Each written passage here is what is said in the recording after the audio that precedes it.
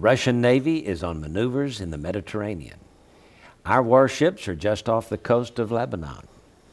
It seems that Russia is rearming Syria. That's the title of an article for this month's Prophecy in the News magazine. Gary Stearman has written it.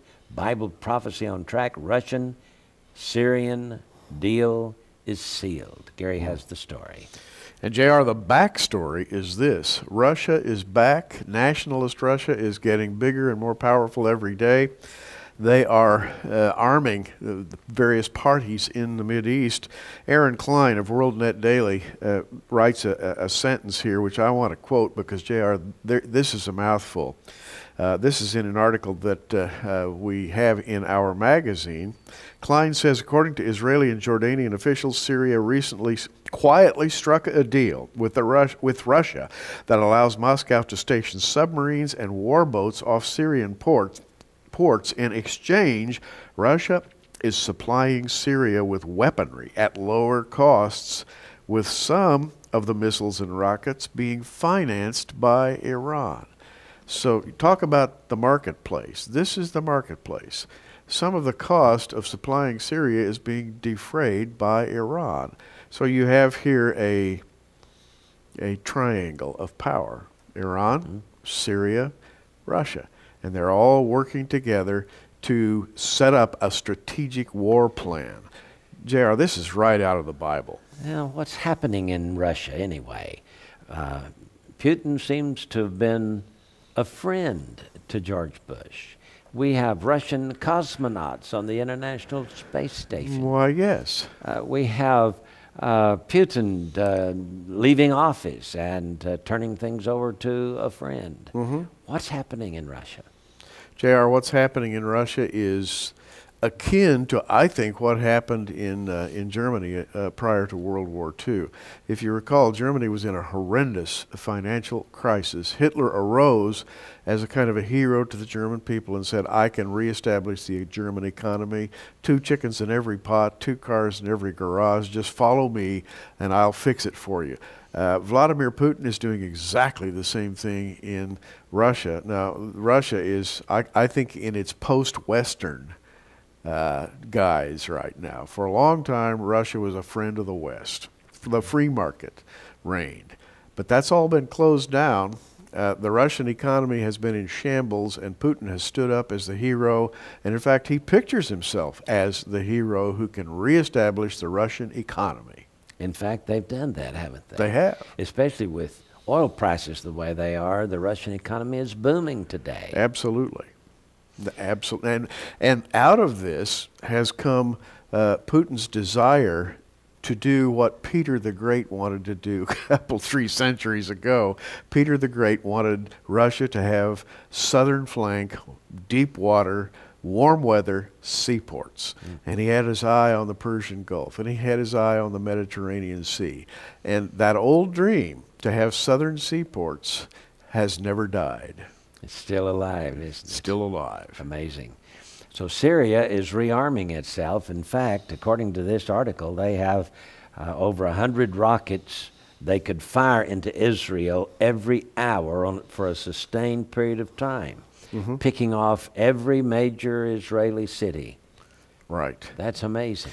Now, these are not the old hat rockets of the past. Do you remember the Scuds that hit Israel? These were notoriously unpredictable. They didn't have good guidance systems. Half of them misfired, and no Scud really ever hit its target. You remember the 39 Scuds? Yes. Well, JR, the new Scuds, the D model Scud, now has sophisticated guidance. It has better engines. It's been improved vastly. Every inch of Israel could be targeted by one of the new Scud D missiles. You've written another article entitled Gog's Navy. You said, since the beginning of 2008, Russia has begun to escalate its military presence in the Mediterranean Sea. Tell us about it. Well, they have exercises going on.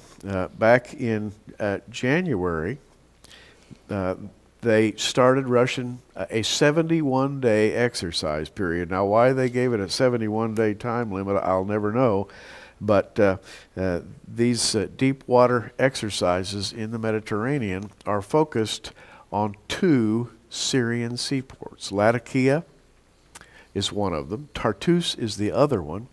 And those two deep water seaports, JR, can arm the Middle East. Let me explain. There are railroads, very advanced railway systems that run out of both of those deep water seaports at Latakia and Tartus. Those railways run down to Damascus, they run across to Baghdad, and they have spurs that run off to several major supply areas. So the Russians can bring in armaments, war materials to those two deep water seaports, and in just a couple days, they'll be disseminated throughout Syria and even as far as Iraq.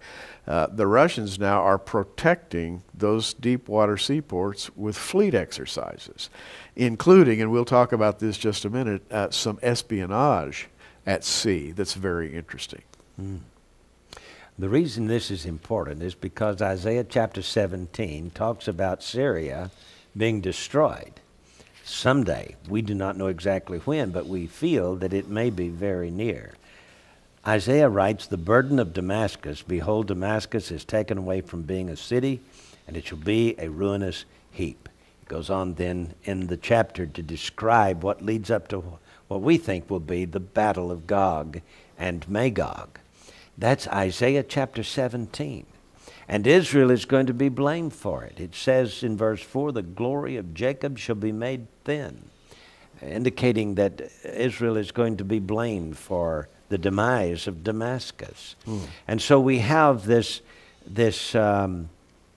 Damascus effort to rearm. In fact, there's a WorldNet Daily article I have here that says Syria intensely arming itself. Rockets, missiles place all of Israel within firing zone.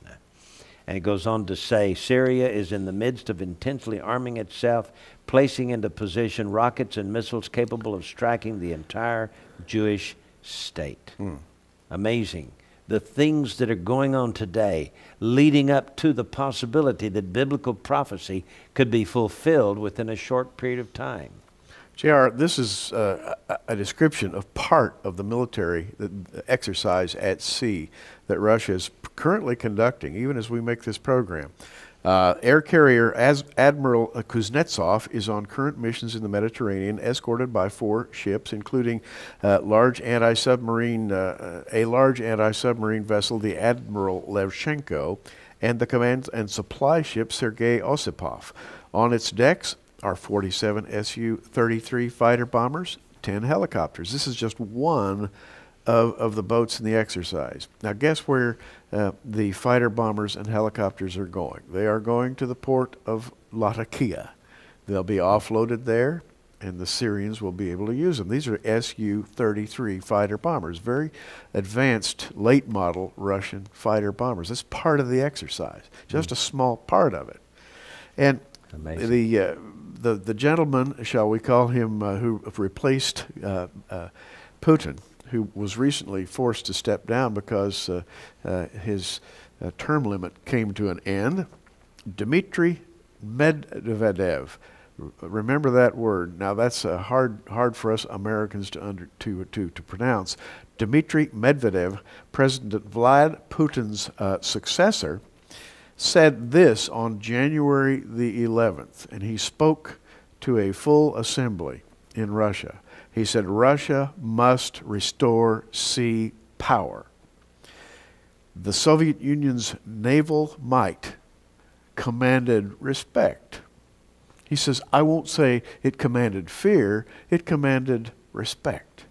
Well, JR, he wants the new Soviet Navy to command fear. And he said that to the assembled audience. He wants that new deep water, that blue water Navy of Russia to be able to challenge the American Navy.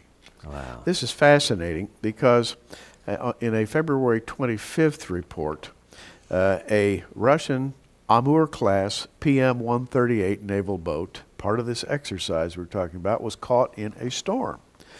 And the storm forced this ship off course. This was in February. late February, this ship was forced off course, which caused it to have to be rescued. It called, sent up a distress signal. And alongside came American ships, some ships of other nationalities to help out in the brotherhood of the sea, so to speak. Well, they came in time to help the ship out of its distress. They were ready to offload crew and so forth, and guess what? This turned out to be a Russian electronic espionage boat that had scores of antennas, all kinds of the latest and greatest equipment to pick up Israeli communications and to relay those Israeli communications to the Russians and the Syrians. Full-scale espionage going on offshore, off of Israel's shores, conducted by the Russians, and a storm at sea caused this ship to be discovered. Little coincidence going on there. Who controls the waters? How about that? Well, here's an article about the U.S. Navy ships move closer to Lebanon. Talks about the USS Cole and how it is being joined by a fleet of other ships. And it looks like that we are there to protect the election in Lebanon. You see, Lebanon's been without a prime minister since, what, December? And the parliament doesn't want to bring it to a vote. They're having political problems. And Indeed. so there is an interim prime minister right now, but he may or may not become the permanent one. Tell us about that, Gary. Well, part of this whole operation is that the current prime minister, Fuad Signora, is pro-Western. He is, I guess, the last of a long chain of the Lebanese leaders who were pro-Western. They have been assassinated. They've been hounded out of office. They have been through several wars. They have tried very hard to establish a stable pro-Western Lebanese government. The forces to the east, namely Syria and especially the Soviet Union, or shall we say Russia now, do not want this to happen. So there's a quiet contest going on. Hezbollah is arming Beirut. Syria is arming Hezbollah. Iran is arming Hezbollah.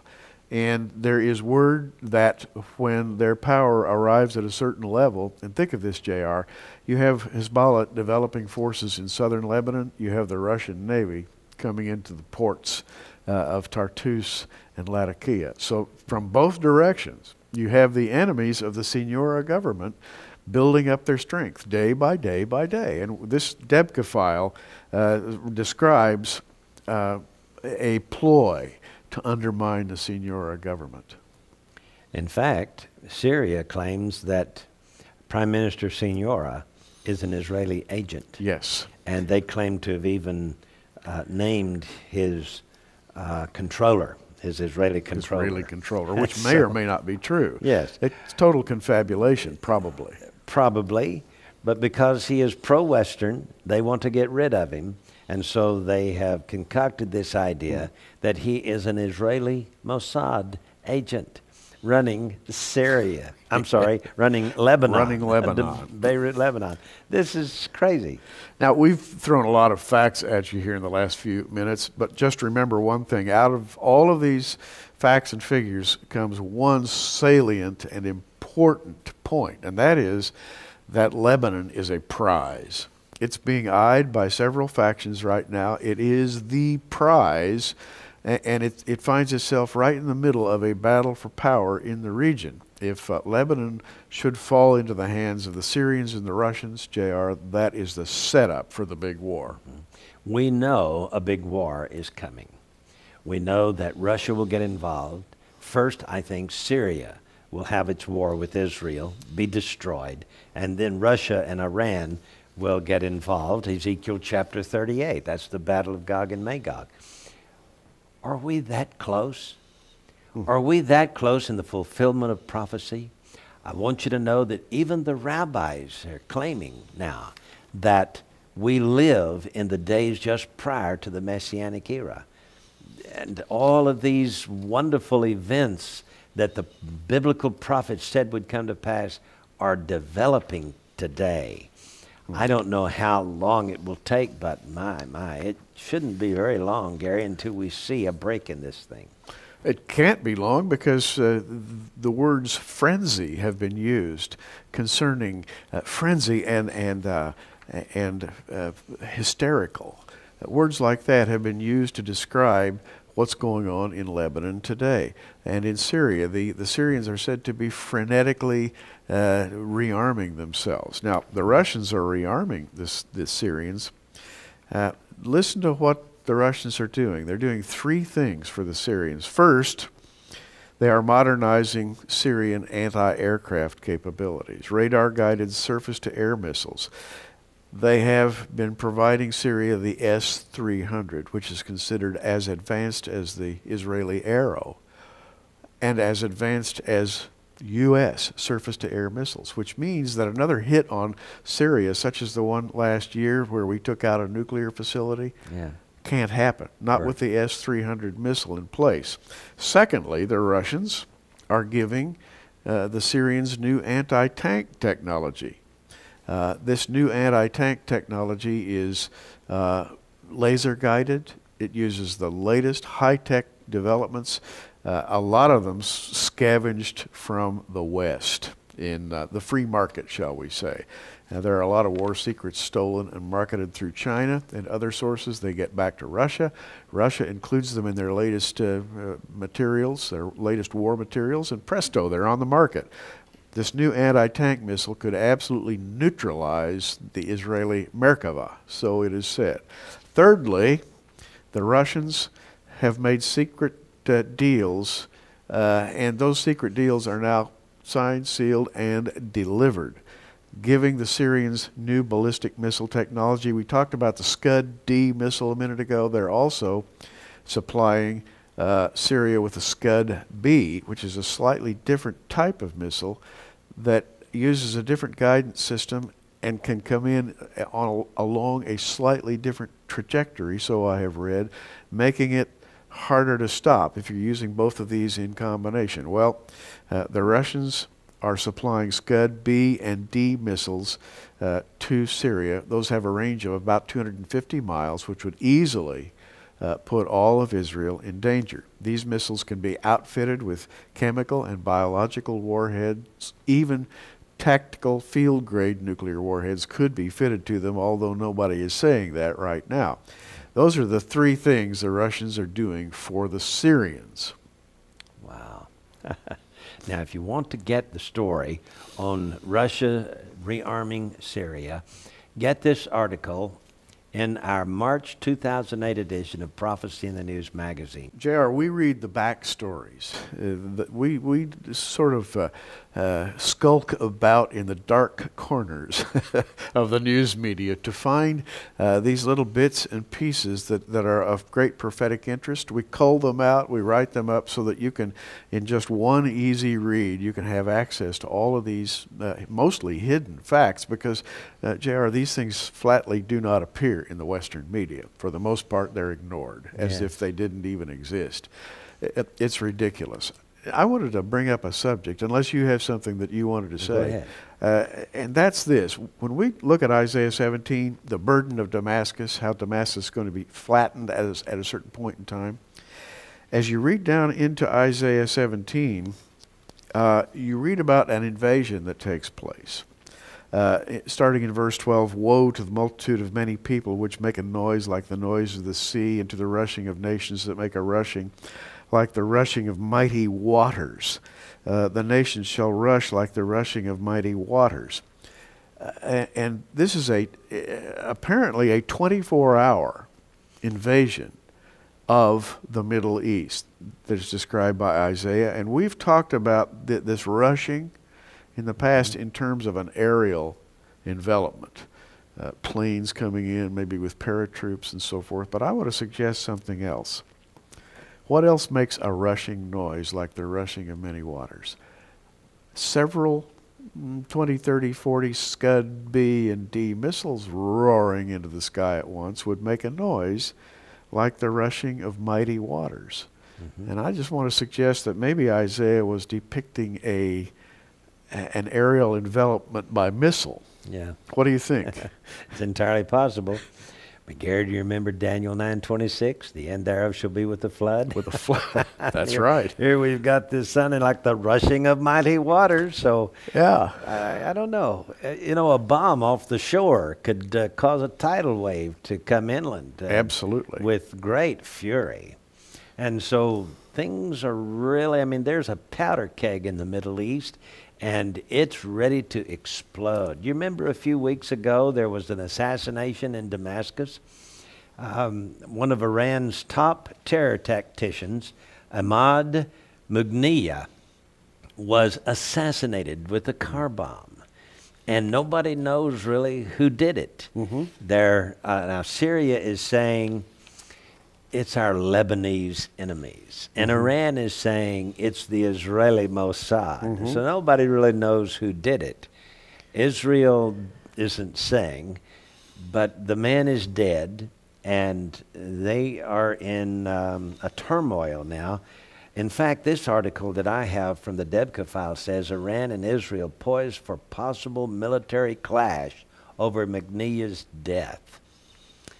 So it looks like Iran is threatening Israel. They're spoiling for a fight. In fact, as we have discussed this article, JR and I, it almost seems that Iran is looking for any excuse to enter the fray.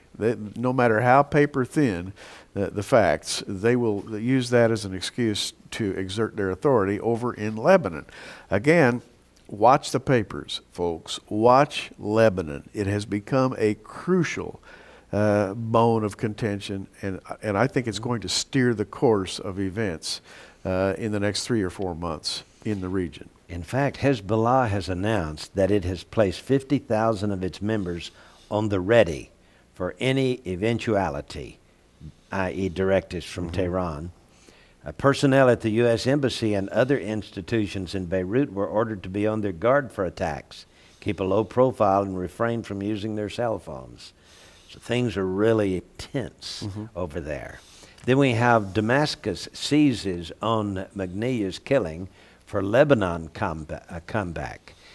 You see, Syria wants to use this as an excuse to invade Lebanon. Yes. And to get back into Lebanon. Syria was driven out, asked to leave, unkindly so, a few years ago. Syria wants back in Lebanon. So this may be their ticket to get back in. However you slice it, the Bible is so accurate.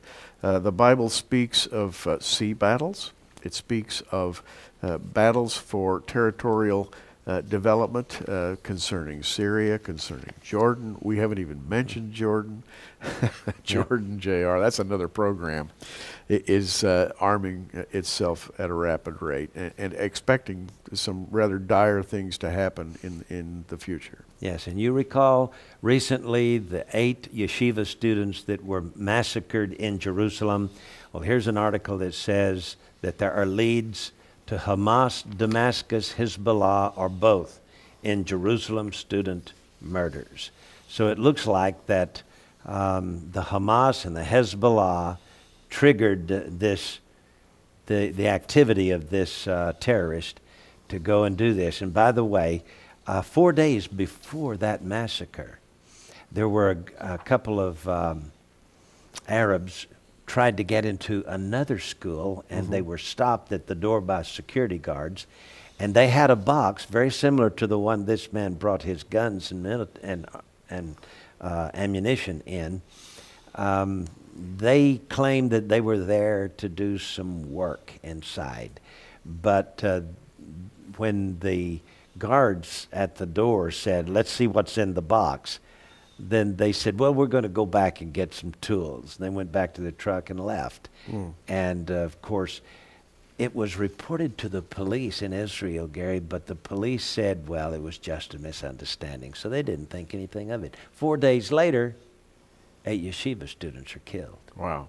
And by the way, guess who killed this terrorist in the yeshiva? One of the students. had a gun. Mm. That'll stop the campus killings, wouldn't it? It would. Well, there's a lot to say, but we're out of time. This is J.R. Church and Gary Stimman. Until next time, keep looking up.